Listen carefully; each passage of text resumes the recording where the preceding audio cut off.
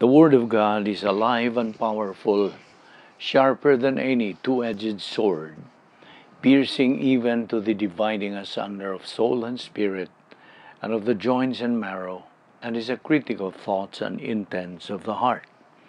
All Scripture is God-breathed and is profitable for doctrine, for reproof, for correction, for instruction in righteousness, that the man of God may be mature, thoroughly equipped unto all good works. Study to show thyself approved unto God, a workman that needeth not to be ashamed, rightly dividing the word of truth.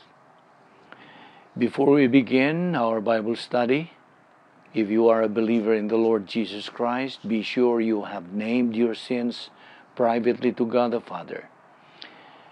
If we confess our sins, He is faithful and righteous to forgive us our sins and to cleanse us from all unrighteousness. You will then be in fellowship with God, filled with the Holy Spirit, and ready to learn Bible doctrine from the Word of God. God is Spirit, and those who worship Him must worship in the filling of the Spirit and biblical truth. John 4:24. But if you have never personally believed in the Lord Jesus Christ as your Savior, the issue is not naming your sins, not confessing your sins. The issue is faith alone in Christ alone. He who believes in the Son has eternal life, but he who does not obey the Son shall not see life, but the wrath of God abides on him. Therefore, believe on the Lord Jesus Christ, and thou shalt be saved. Let us pray. Heavenly Father, we thank you for the privilege of making use of this opportunity once again of assembling ourselves together in obedience to your word. We are living here in this country where the laws of the divine establishment sustain the freedom to worship, to assimilate the Word of God, and again be given the opportunity of accelerating in our advance to maturity, realizing the most fantastic things that life has to offer both now and forever. So may we be challenged to concentrate on these critical things, that our advance and glorification of Thee might be completed in the time allotted for us in this life. May God the Holy Spirit enlighten us, for we ask it in Christ's name. Amen. Well, just to refresh our mind, we have been discussing about the personal sins that people commit. Of course, that includes unbelievers, of course, and that's their usual practice. But for a believer, I'm talking to you as a believer, you should take note of this list of personal sins that we commit. We commit these sins every now and then because we still have the old sin nature that stirs us to commit these sins. Now, as a refresher again, there are lists of mental attitude sins. By the way, there are three major kinds of sins that's mentioned in the Bible. First, which is the worst kind of sins, is the mental attitude sins. Okay, here are the list for the mental attitude sins. These are only examples. We have pride or arrogance. You have hatred, implacability, bitterness, jealousy, envy, vindictiveness, guilty feelings, anxiety, self-pity, and worry. These are some of the lists of mental attitude sins that we usually commit. And then the second kind of sin is the sins of the tongue, lingual sins. We have examples like bullying, maligning, criticizing, lying, gossiping, judging. And then finally, the third kind of sin are overt sins. Overt, that's visible to everybody when you commit these sins like murder, adultery, drunkenness, stealing. These are the list of personal sins that we usually commit. So I hope you take note of those lists that we just discussed, and I hope this will sink in to your mind that we have to be aware of this and be discerning that once we are caught up by these personal sins, then we get out of fellowship with the Holy Spirit. So therefore we have to be aware of this. Now, as believers, we have to preach the word, especially the missionaries, the believers that are involved in the missionary job, missionary tasks, like evangelists, and the communication gift like pastor teacher. These are spiritual gifts. At the moment of salvation, a believer is given one of these, any of this communication, or maybe a gift of help, administration, and all of those which we are going to discuss in the later days. Now, we have to preach according to 2 Timothy 4:2-4. Preach the word. Be ready in season and out of season. Reprove, rebuke, exhort with great patience and instruction. For the time will come when they will not endure sound doctrine, but wanting to have their ears tickled, they will accumulate for themselves teachers in accordance to their own desires, and will turn away their ears from the truth, and will turn aside to myths. Now we have to be aware that we live in a day where biblical truth is considered hate speech, even among those who profess Christ, among Christians. It is loving to tell the truth. It is loving to tell the truth, no matter how much it may hurt the hearers. Now, in another note, dispensationally speaking, in what age are we living right now, if I may ask you? Dispensationally speaking, we are now living the age of the church. And you know, as a review, the age of the church was born during the Pentecost. It was born, that was the birth of the church age during the Pentecost, when the Holy Spirit came down and inspired the writers of the Bible and the apostles. And this is the beginning of the church age. Any person, any individual who profess to believe in Christ, put their trust in Christ, becomes the church. Every believer in Christ is now considered the church. You are a member of the universal church. Now, talking about this age that we are in, this is the most exciting age of believers. This is the age of equal privileges and equal opportunities. This is the unique age, but this is the most intensified stage of the angelic conflict or spiritual warfare between the forces of God and the forces of Satan. And this is the age of grace. That's the other name. And in fact, grace is the plan of God. And this is not only that, but this is the age of apostasy. This is the time that people now, the believers, even believers, are now departing from the truth. This is the age of apostasy. But this is also a mystery age. The doctrines that we are studying are part of the mystery age. Mystery doctrines are being discussed. This is the age where every believer is indwelt by the three members of the Godhead. God the Father, God the Son, and God the Holy Spirit indwell every individual believer in Christ.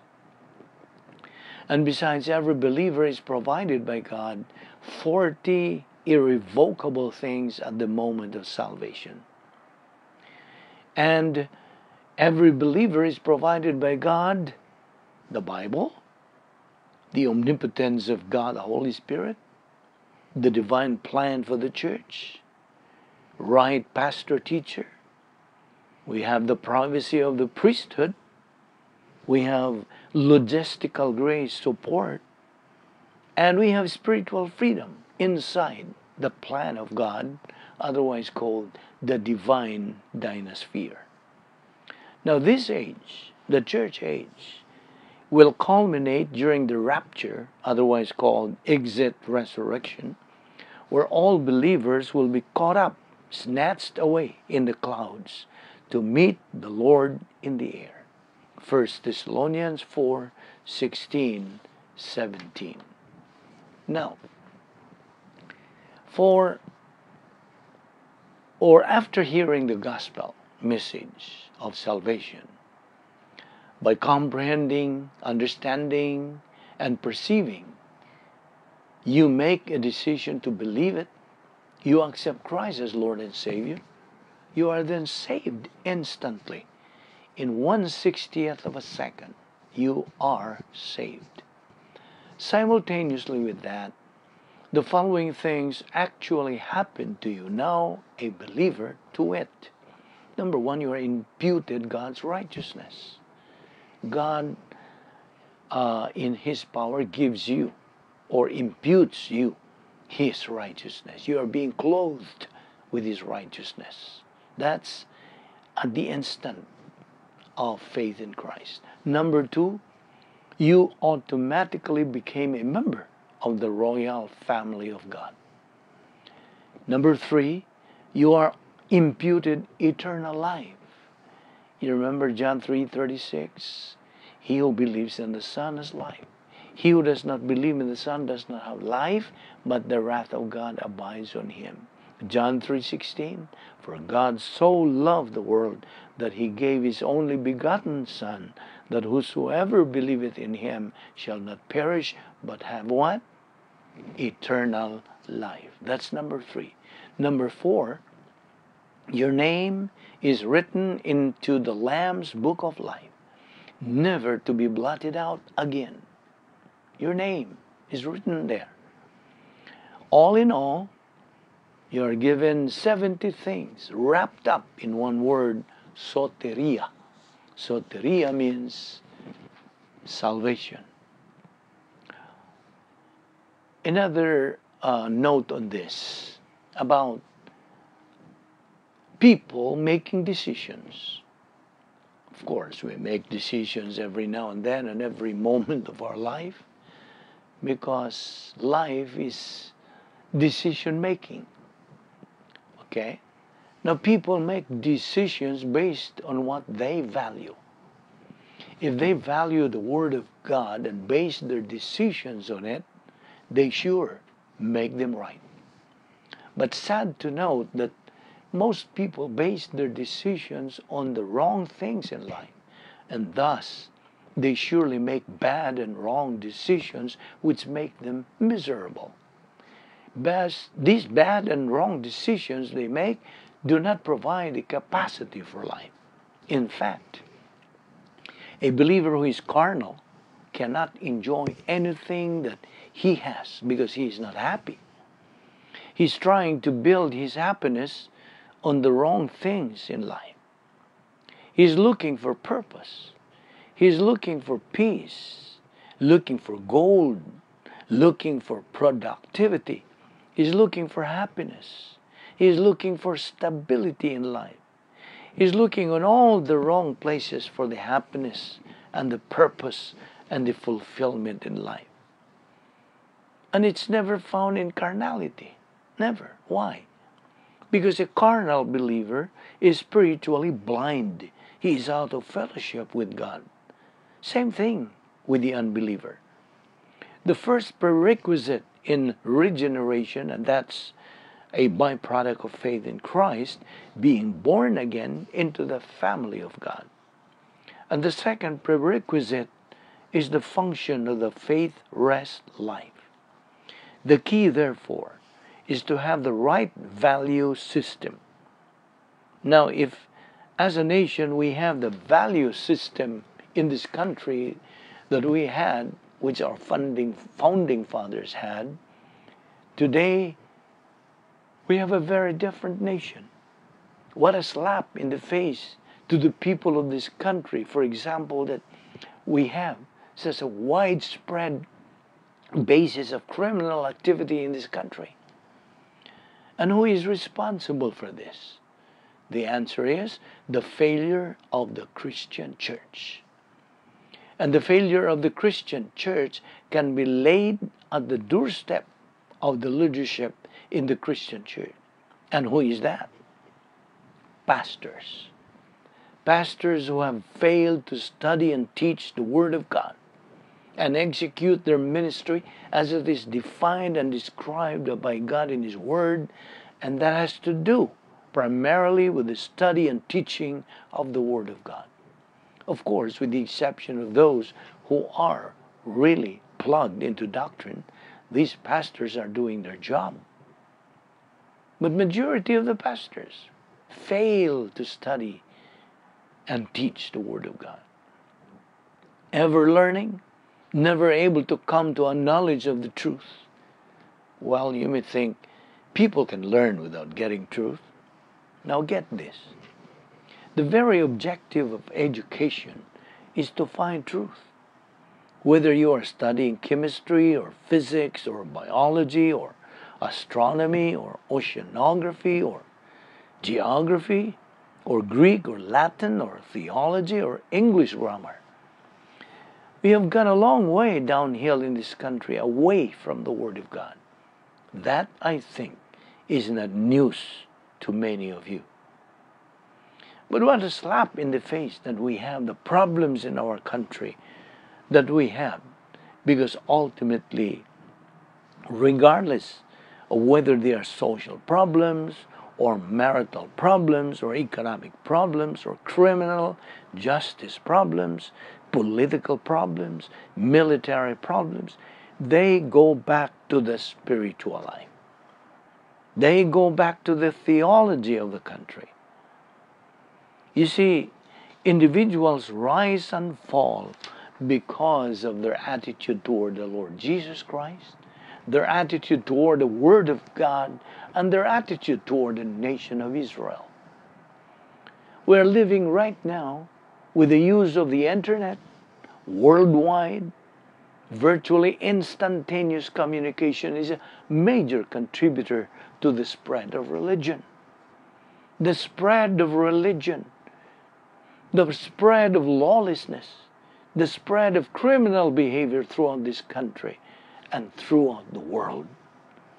And talking about religion, we have to be reminded that religion is so deceptive, and it is Satan who is the master of it. He is a master imitator, a master in substitution. Now, so Satan is behind all this, all these religions. You know, Satan, formerly Lucifer, is a false accuser.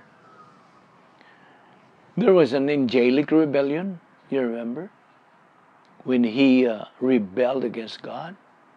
And, he fell. Lucifer fell. So the fall of Satan in Ezekiel 28:11-19. And he even convinced 1/3 of fallen angels, 1/3 of the angels, millions upon millions of angels, he was able to convince them to go with him, follow him. 1/3 of fallen angels, according to Revelation 12:1-4. And so, God would say to those who will be facing the great white throne judgment, in the last judgment, God would say to these people, "Depart from me, ye cursed. I do not know you." Matthew 25:41. So these are the devil's four falls, the five I wills, according to Isaiah 14:13-14. Number one, out of the throne room of God. That's the first fall. Number two will occur in the middle of the tribulation period. Number three, he will be kicked out to the abyss during the second coming of Christ. And number four, he will go to the lake of fire after millennium. Now here are, I would say, five reasons why people want to get saved. Yes, there are people who want to get saved. Number one is fear of death. You see, most people fear death because of that fear of the unknown. What does that mean? They do not know what's behind life after death. They do not know where they go after they depart from this world. And so they have fear of death. That's one reason. Number two, they want forgiveness of sins. Number three, they are lonely. Number four, they want to avoid the lake of fire. Number five, they don't want to be left out. Now, as we have said, let's go back to the description of Lucifer, the original name of Satan. Lucifer was the son of the morning, was the anointed cherub that covereth the preeminent angel, Isaiah 14:12. He was perfect when God created him. He was the most dazzling creature of light ever to come from the hand of God. His radiant beauty, breathtaking in its perfection. His voice resonant and melodious. His wisdom beyond mortal comprehension. His clothing of iridescent light, studded with priceless jewels.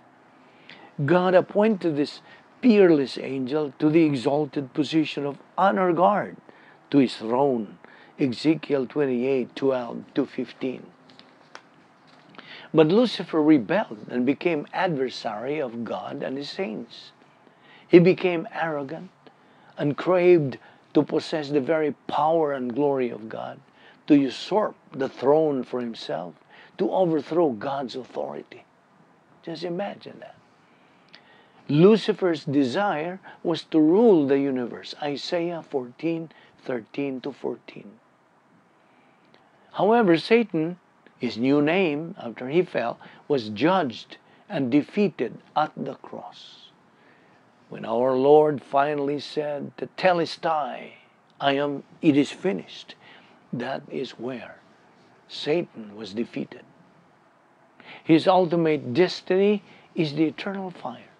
Revelation 20:7-10. This destiny of Satan is sealed. Satan and his demons, the Greek daimonion in Matthew 9:33, and in Hebrew equivalent shed in Deuteronomy 32:17 and Psalms 106:36-37, are tormented forever. Thus, this indicates that they do not cease to have conscious existence. Matthew 25:41. He is destined to the lake of fire. What is the lake of fire? Mark 9:44, Jude 1:13, Revelation 4:11. It is a place of torment. It is a condition of unspeakable misery, as indicated by the figurative terms used to describe its sufferings. Everlasting fire, where their warmth dieth not, and the fire is not quenched.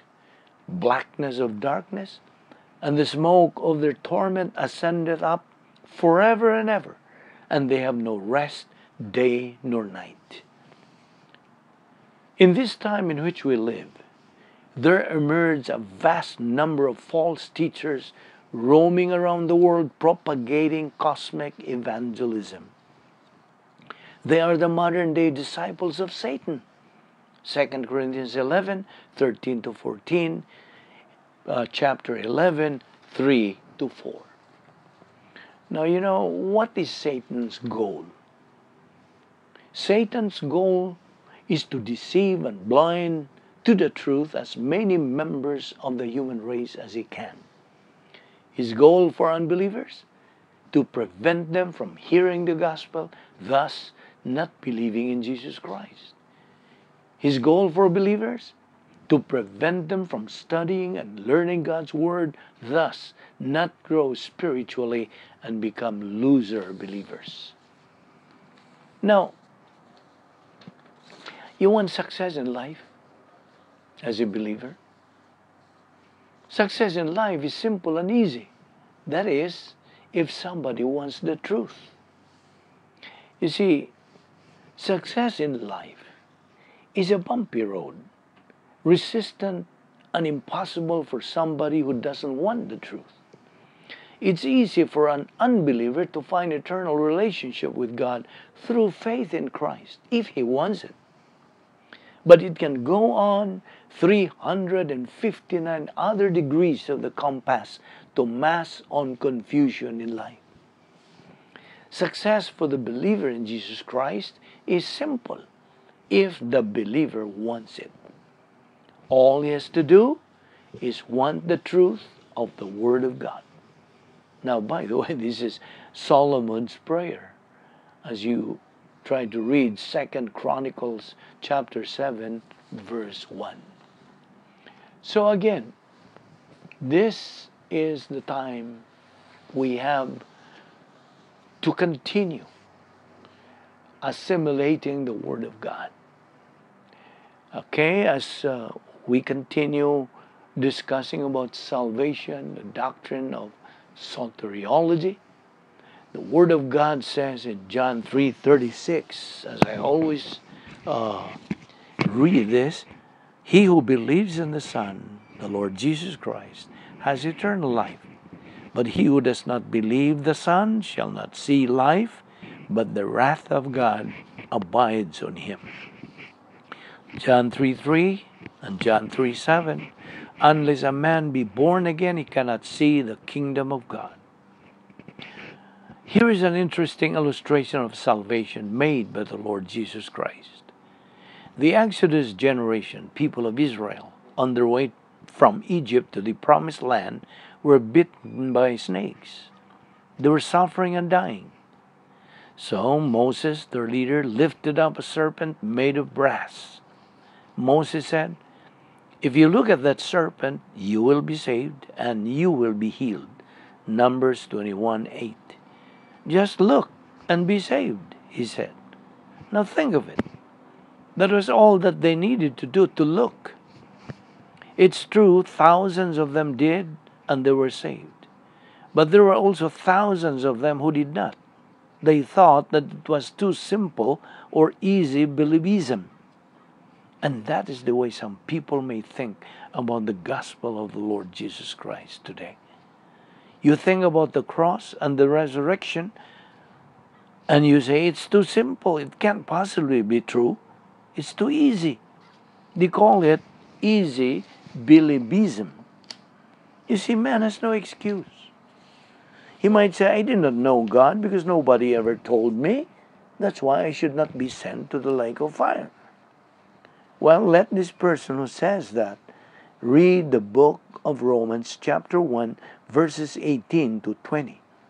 Verse 18 says, the wrath of God is being revealed from heaven against all the godlessness and wickedness of men who suppress the truth by their wickedness.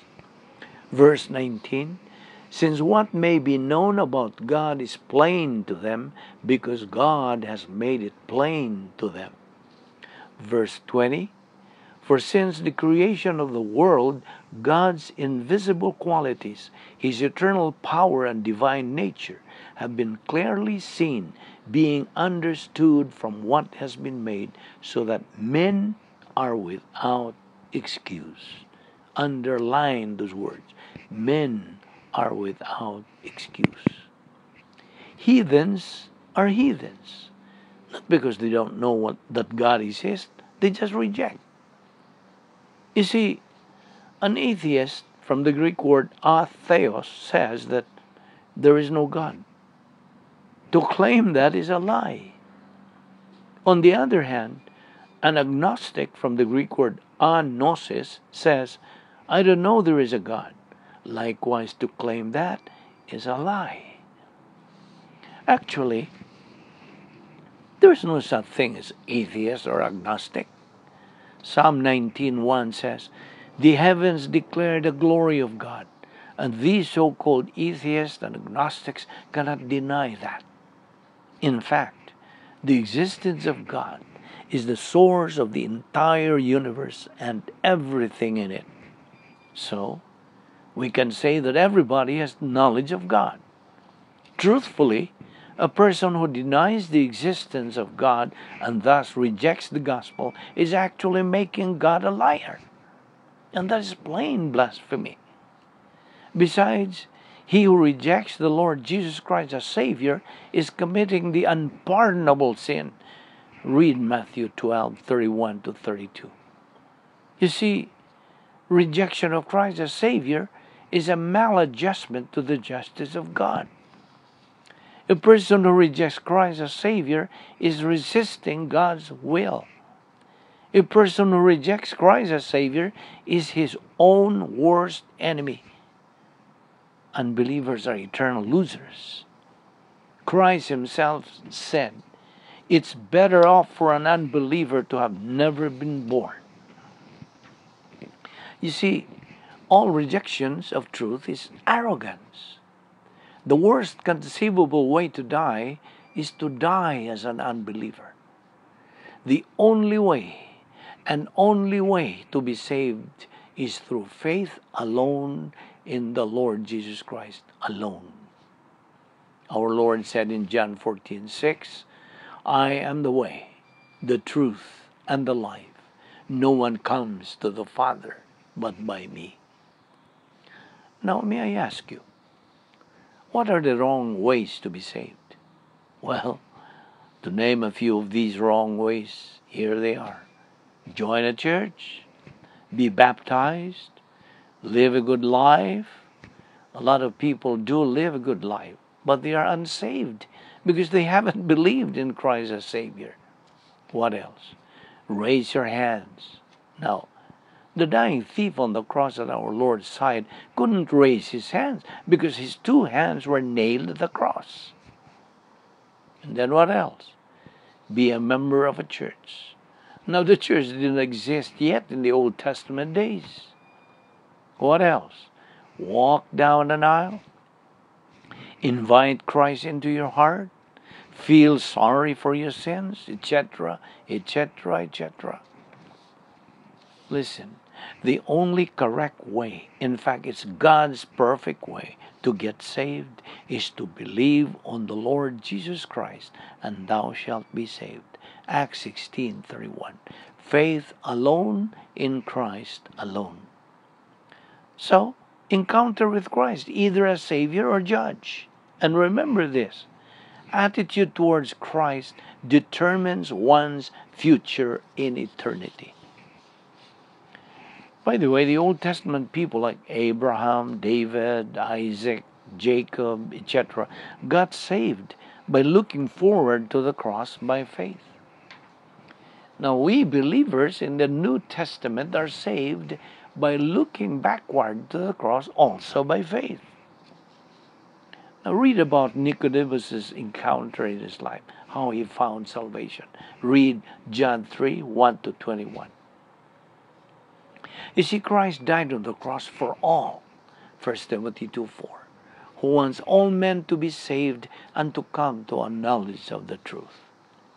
1 Timothy 2:6, who gave himself as a ransom for all men, the testimony given in its proper time.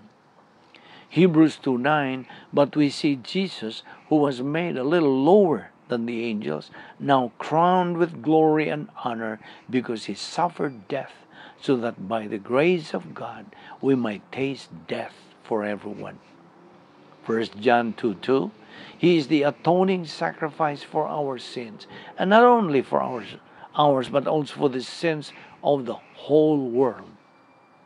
2 Corinthians 5:14 to 15, verse 14 says, "For Christ's love compels us, because we are convinced that one died for all, and therefore all died."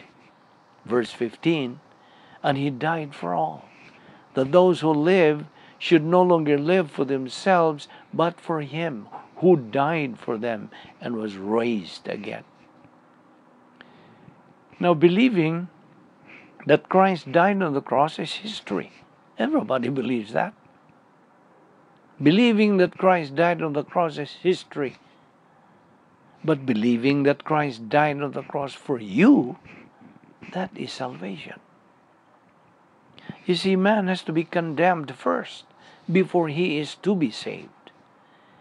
Now here is the formula that makes man in a condemned condition. Adam's original sin plus old sin nature equals spiritual death.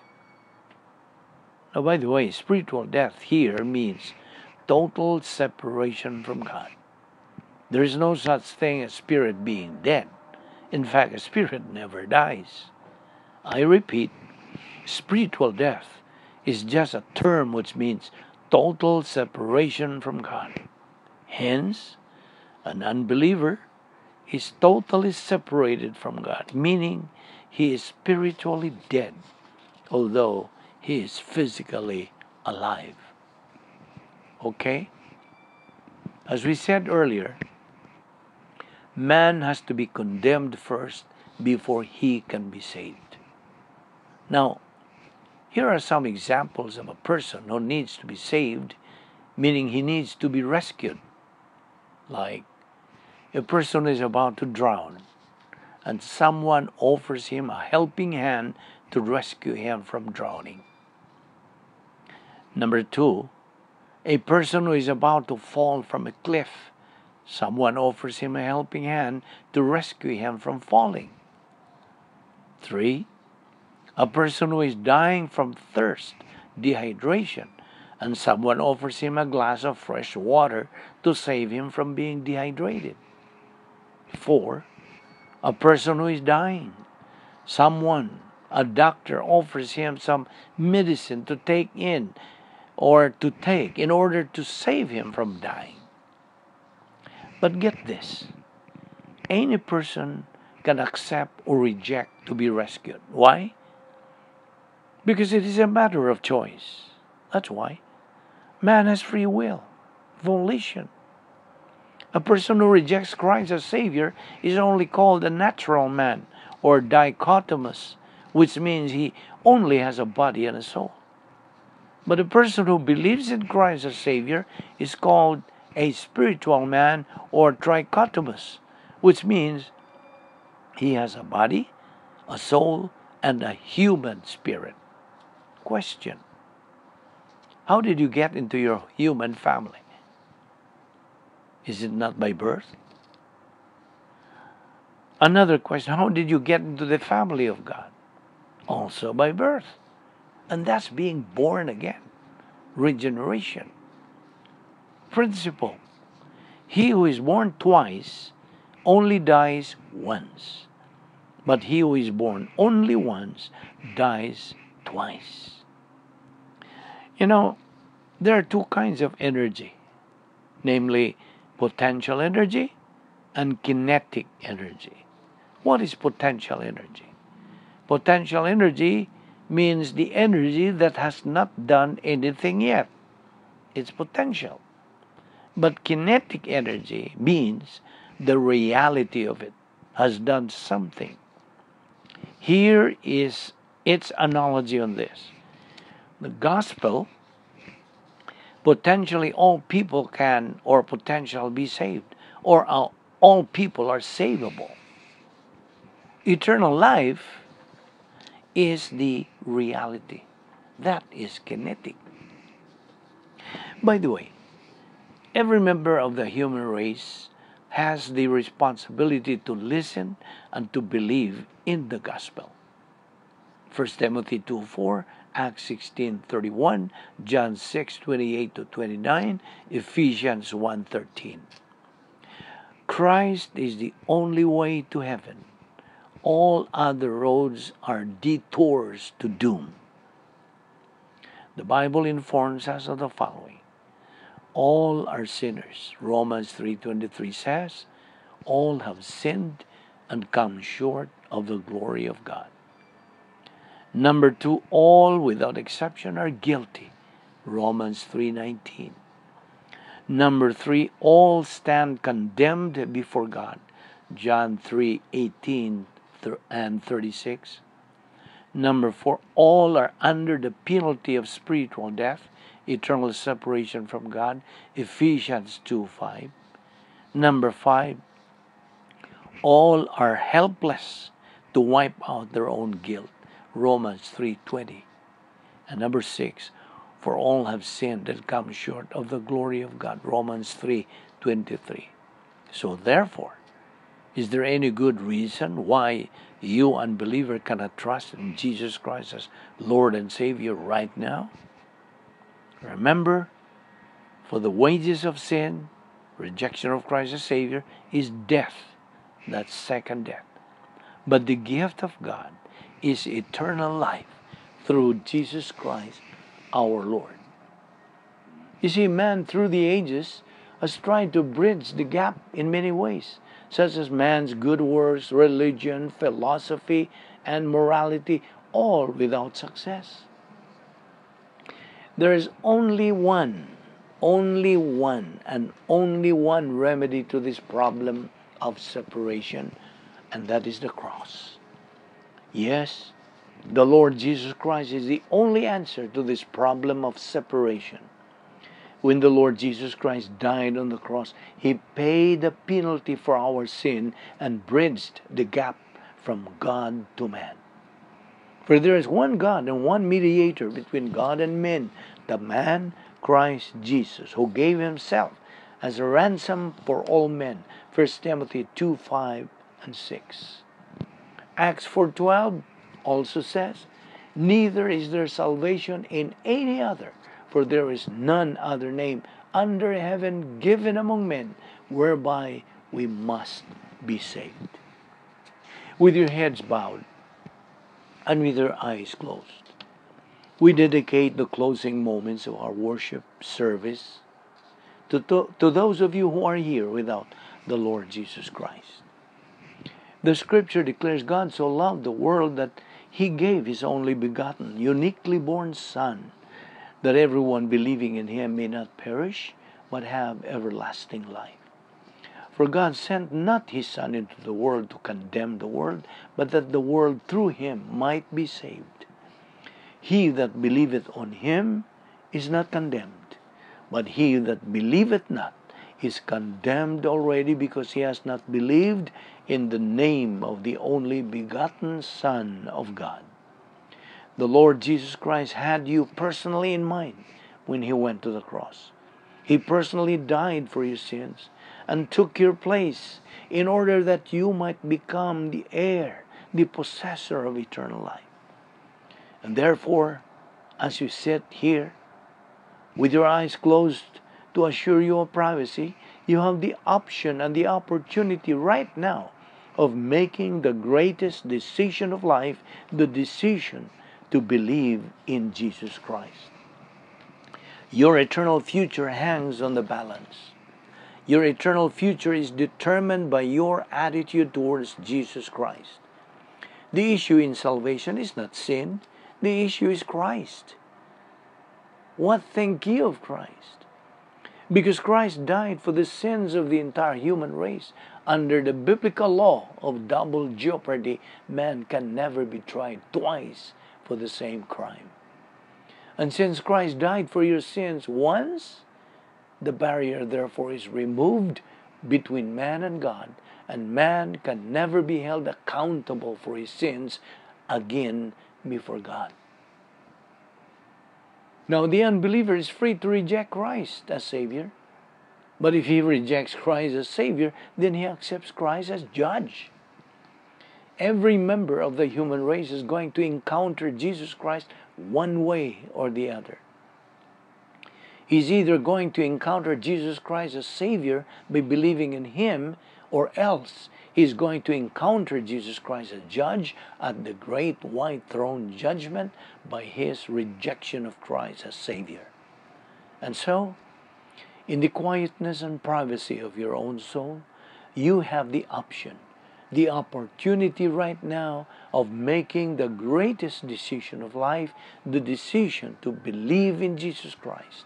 Your eternal future is determined by your attitude towards Jesus Christ. For these are written that you might believe that Jesus is the Christ, the Son of God, and that believing you might have life through His name. Eternal life is yours to have at the moment you choose to believe in Jesus Christ. Therefore, believe on the Lord Jesus Christ, and thou shalt be saved. Let us pray. Heavenly Father, we thank you for your word. We thank you for that great salvation you have offered us, you have given us. Thank you, O Lord, for all of these things. May God, the Holy Spirit, enlighten and challenge us, all these things we have taken up. May you bring us once again to this Bible study so we can learn more about you. And we pray that you will give us the desire and willingness to continue in our spiritual life until we attain that stage of capacity for life to please you and to glorify you. We love you, we adore you, we worship you, we praise you, we honor you, and we glorify you. This we ask in Jesus' name, our only Savior. Amen.